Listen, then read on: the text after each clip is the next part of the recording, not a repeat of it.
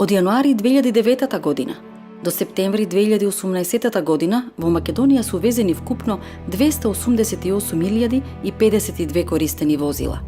Над 93% од нив се патнички автомобили. Голем број од увезените користени возила веќе се забранети за користење во земјите од кои доаѓаат.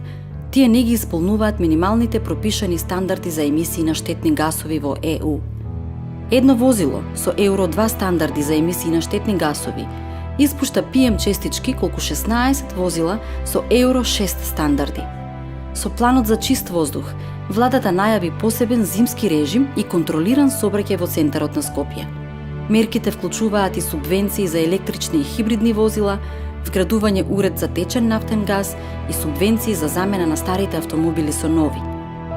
Но тоа не е доволно и нема да представува решение на проблемот со загадувањето на воздухот преку транспортот.